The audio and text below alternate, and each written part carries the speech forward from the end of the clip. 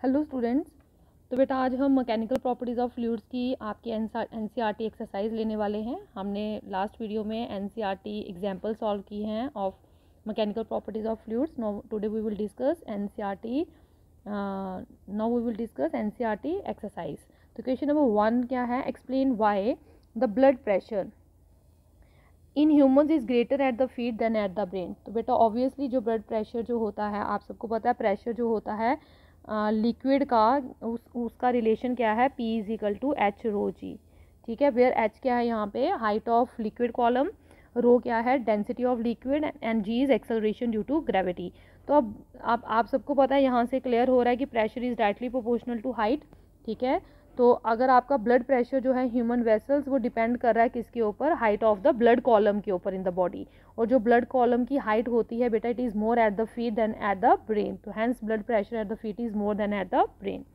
Second question क्या है बेटा? Atmospheric pressure at a height of about 6 kilometre decreases to nearly half of its value at the sea level though height of the atmosphere is more than 100 kilometre. बोल रहे हैं height जो atmosphere की है वो मोर देन 100 किलोमीटर है, but फिर भी अगर हम 6 किलोमीटर ऊपर जाते हैं तो हमारा एटमॉस्फेरिक प्रेशर जो है वो डिक्रीज हो जाता है to nearly half of its value at the sea level. तो ऑब्वियसली बेटा डेंसिटी जो होती है एयर की वो मैक्सिमम होती है सी लेवल के पास। जैसे जैसे हम सरफेस से ऊपर चलते जाएंगे, increase in height from the surface से हमारी डेंसिटी ऑफ एयर जो होगी वो क्या होती जाएगी? डिक्रीज होती जाएगी। और जो एटमॉस्फेरिक प्रेशर होता है बेटा, it is directly proportional to density. वो डेंसिटी के क्या है? डायरेक्टली प्रोपोर्शनल है। और अगर हम सरफेस से हमारी हाइट बढ़ रही है, ठीक है, ऊपर जा रहे हैं हम, तो हमारी डेंसिटी जो है वो कम होती जा रही है। तो अगर हमारी डेंसिटी कम होती जा रही है तो ऑटोमेटिकली हमारा एटमॉस्फेरिक प्रेशर जो है वो भी कम होता जा रहा है। इसीलिए जो at a height of about 6 kilometre हमारी जो एटमॉस्फेरिक प्रेशर है decreases to nearly half of its value at the sea level. Next is C part. Hydrostatic pressure is a scalar quantity even though pressure is force divided by area. जो हमारा pressure होता है ये force upon area होता है। Force is a vector quantity, तो pressure भी हमारा एक वेक्टर क्वांटिटी होना चाहिए था। White is a scalar quantity. तो बेटा जब हम फोर्स लगाते हैं किसी लिक्विड के ऊपर तो जो प्रेशर होता है लिक्विड के ऊपर वो हर डायरेक्शन में ट्रांसमिट होता है। अगर हर डायरेक्शन में ट्रांसमिट हो रहा है प्रेशर, तो इसका मतलब प्रेशर की कोई भी फिक्स डायरेक्शन नहीं है। अगर फिक्स डायरेक्शन नहीं है तो that's why it is a scalar quantity. Clear? Next question 9.2 क्या है? Explain Y angle of contact of mercury with glass is obtuse while that with water that of water with glass is acute. तो obviously बेटा those liquids which wet the walls of the container they have angle of contact acute, and those which do not wet the walls of the container like mercury they have angle of contact obtuse. B part क्या है? Water on a clean surface tends to spread out while mercury on the same surface tends to form drops. Put differently water wets glass while mercury does not wet glass. तो obviously बेटा आपने अभी पढ़ा कि mercury molecules जो होते हैं ये ऑब्ट्यूज एंगल बनाते हैं। They have strong force of attraction between themselves. आपस में इनकी फोर्स ऑफ अट्रैक्शन ज़्यादा होती है और सॉलिड के तरफ इसकी फोर्स ऑफ अट्रैक्शन जो वीक होती है, इसलिए ये ड्रॉप्स बनाते हैं। जबकि वाटर मॉलिक्यूल्स जो होते हैं ये एक्यूट एंगल्स बनाते हैं ग्लास के साथ। इनकी वीक फोर्स ऑफ अट्रैक्शन होती है खुद के साथ between themselves and a strong force of attraction toward solids. Solids के साथ इनकी फोर्स ऑफ अट्रैक्शन ज़्यादा होती है, इसलिए ये स्प्रेड हो जाते हैं वहाँ पे। ठीक है, आपस में इनकी फोर्स ऑफ अट्रैक्शन कम है, बट मर्करी के केस में आपस में फोर्स ऑफ अट्रैक्शन ज़्यादा है, सॉलिड्स के साथ फोर्स ऑफ अट्रैक्शन कम है, इसलिए वो ड्रॉप्स बना लेते हैं। नेक्स्ट क्या है? C part. Surface tension of liquid is independent of the area of the surface. जो सरफेस टेंशन होती है ऑब्वियसली बेटा सरफेस टेंशन किसके बराबर होती है? It is force per unit length. अगर ये फोर्स पर यूनिट लेंथ है तो बेटा ये जो फोर्स होती है it is independent of area. Force जो है इंडिपेंडेंट होती है area of the liquid surface के ऊपर डिपेंड नहीं करती है, इसलिए सरफेस टेंशन भी इंडिपेंडेंट है of the area of the liquid surface. यहाँ पे एरिया का कोई कंसेप्ट नहीं है, इसलिए ये एरिया के ऊपर डिपेंड नहीं करती है। नेक्स्ट क्वेश्चन क्या है? Water with detergent dissolved in it should have small angles of contact. जो वाटर होता है जिसमें डिटर्जेंट डिजॉल्व होता है उसका एंगल ऑफ कॉन्टैक्ट कम होता है, कम होना चाहिए। तो ऑब्वियसली बेटा water with detergent dissolved in it have small angles of contact. उनका एंगल ऑफ कॉन्टैक्ट क्या होता है? स्मॉल। बिकॉज क्यों होता है small? Because there is a fast capillary rise of the detergent in the cloth. जो detergent है वो ईजिली क्लॉथ के ऊपर क्या कर जाते हैं? उनकी कैपिलरी राइज हो जाता है। आप सबको पता है कि जो कैपिलरी राइज होता है लिक्विड का it is directly proportional to the cosine of angle of contact. ठीक है, तो हाइट आपने पढ़ा ना, it is directly proportional to cos theta, ठीक है, ये एंगल के ऊपर डिपेंड करती है। क्लियर।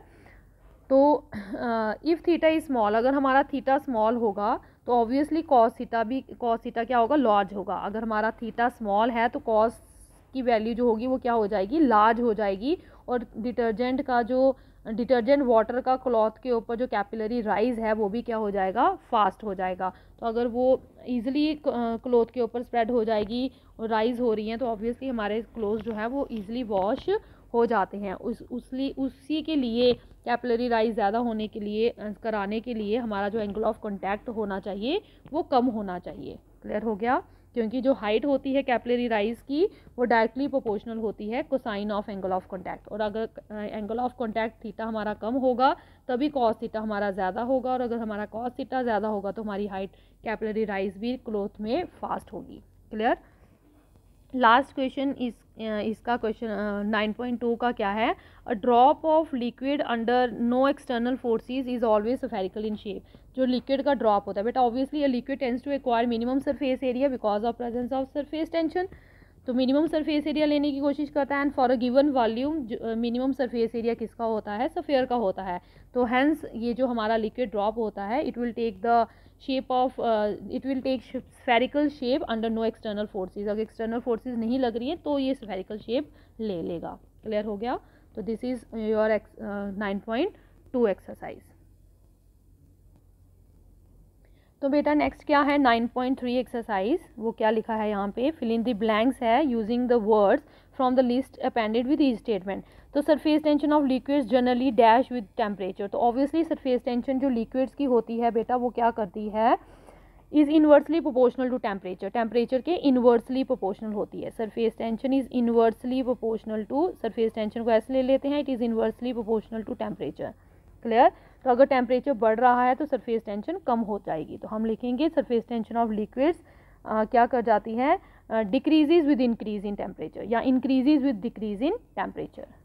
बी पार्ट क्या है, velocity of gases dash with temperature. जो वेलोसिटी होती है गैसेस की वो क्या करती है, डैश करती है with temperature, whereas viscosity of liquids dash with temperature. तो बेटा गैसेस की जो विस्कोसिटी होती है it increases with increase in temperature, it is directly proportional. तो it increases with temperature whereas viscosity of liquids decreases with temperature. Clear. तो for solids with elastic modulus of rigidity the shearing force is proportional to. तो बेटा जो solids होते हैं elastic modulus of rigidity होती है जिनमें, तो उनकी जो शेयरिंग फोर्स होती है it is directly proportional to shear strain. Shearing force जो होती है it is directly proportional to shear strain. यहाँ पे क्या आएगा, shear strain. While for fluids it is directly proportional to rate of shear strain. Clear.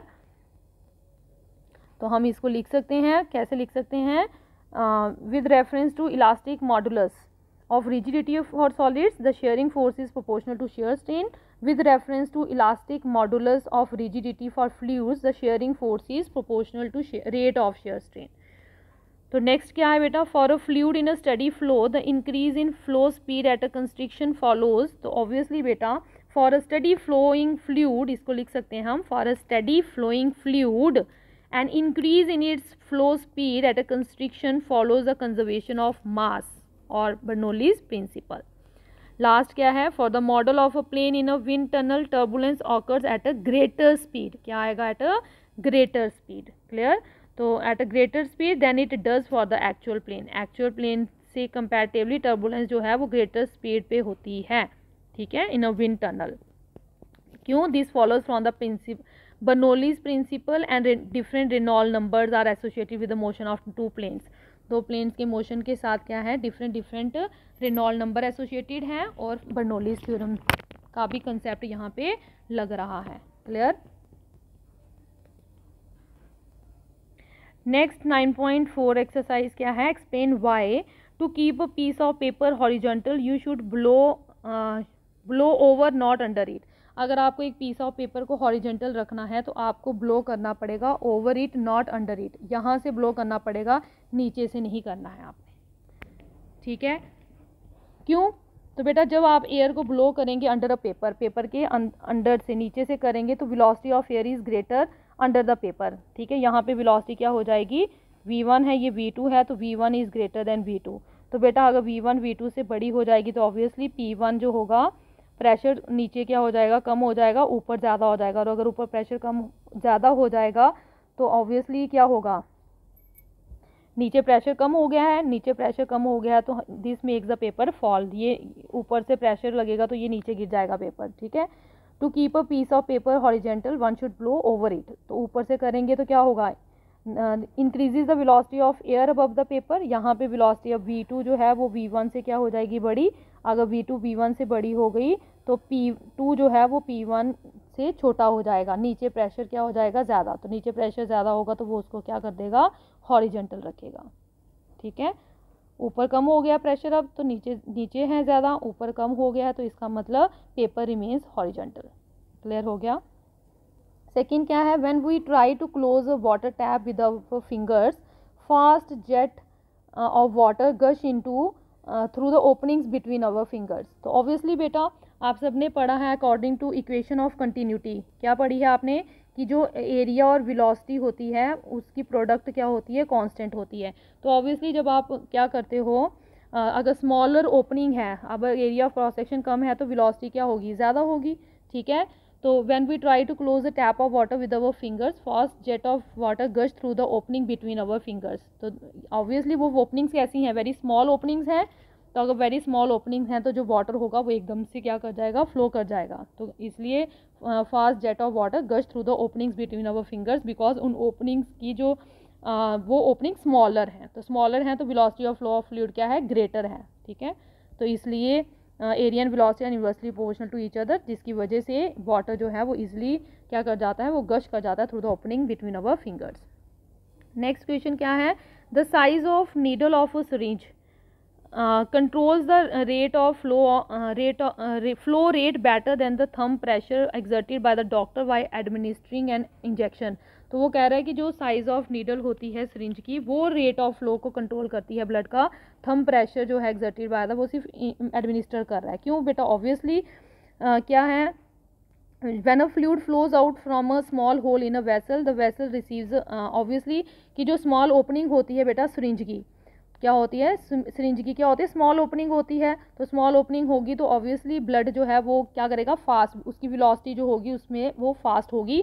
क्यों होगी, because of continuity. अभी पढ़ा हमने एरिया और वेलोसिटी का प्रोडक्ट क्या होता है, कांस्टेंट होता है। अब जो सिरिंज है उसकी ओपनिंग कैसी है, स्मॉल है, area of cross section small है, तो obviously velocity of the blood flowing क्या होगी, ज़्यादा होगी। क्लियर हो गया। तो at the constriction point of the syringe system the flow rate suddenly increases to a high value for a constant thumb pressure applied। Clear, जो आप thumb pressure apply कर रहे हो कांस्टेंट प्रेशर, तो उससे वो क्या होगा, जो सिरिंज होगी वहाँ पे एरिया ऑफ क्रॉस सेक्शन कम होने से वेलोसिटी जो होगी ब्लड की वो क्या हो जाएगी, ज़्यादा हो जाएगी। क्लियर।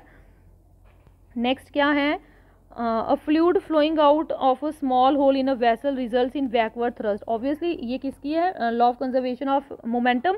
तो अगर आपका क्या है, ब्लड एक fluid flowing out of a small hole, तो स्मॉल होल से अगर एक फ्लूइड बाहर आ रहा है तो obviously small hole means area क्या है, बड़ा कम है, तो वेलोसिटी बड़ी ज़्यादा है। जब वेलोसिटी बड़ी ज़्यादा है तो ऑब्वियसली वो एक बड़े ज़्यादा मोमेंटम से बाहर आ रहा है। तो अगर मोमेंटम से बाहर आ रहा है तो उसको क्या लगेगी, एक बैकवर्ड थ्रस्ट भी लगेगी। Clear, in order to maintain the momentum। ठीक है, तो ब्लड वेसल जो होती है ten a backward velocity because there are no external forces acting on the system. वहाँ पे कोई भी एक्सटर्नल फोर्सेज नहीं लग रही हैं, तो एरिया जो है ऑब्वियसली एरिया इनटू वेलोसिटी वो कांस्टेंट होता है। तो उससे क्या होता है कि जब भी आपका ब्लड फ्लूइड फ्लो करेगा स्मॉल होल से तो वेसल एक बैकवर्ड थ्रस्ट क्या करेगी, रिसीव करेगी। ठीक है। A spinning cricket ball in air does not follow a parabolic trajectory. तो बेटा एक स्पिनिंग क्रिकेट बॉल जो होती है उसके पास दो मोशन होते हैं, एक होता है रोटेटरी और एक होता है लीनियर। तो these two types of motion जो होते हैं बेटा ये दे अपोज ईच अदर, ये एक दूसरे के इफेक्ट को क्या करते हैं, अपोज करते हैं, जिसकी वजह से वेलोसिटी जो होती है एयर की flowing below the ball, ball के नीचे जो वेलोसिटी होती है वो क्या हो जाती है, डिक्रीज कर जाती है। क्या कर जाती है, डिक्रीज कर जाती है। और pressure on the upper side of the ball क्या हो जाता है, बढ़ जाता है। यहाँ पे क्या होगा, वेलोसिटी डिक्रीज कर गई तो प्रेशर क्या हो गया, ज़्यादा हो गया। यहाँ पे वेलोसिटी कम है तो वेलोसिटी ज़्यादा है तो प्रेशर क्या हो जाएगा, कम हो जाएगा। तो ठीक है, अपर साइड पे प्रेशर क्या हो गया, कम हो गया। प्रेशर लेस हो गया then on the below side, यहाँ पे प्रेशर ज़्यादा है, यहाँ पे प्रेशर क्या है, कम है। तो अगर नीचे प्रेशर ज़्यादा है ऊपर प्रेशर कम है तो बेटा क्या होगा, नीचे से क्या करेगा, एक अपवर्ड फोर्स लगेगी बॉल के ऊपर और बॉल जो है वो एक कर्व्ड पाथ ले लेगा instead of parabolic path. Clear.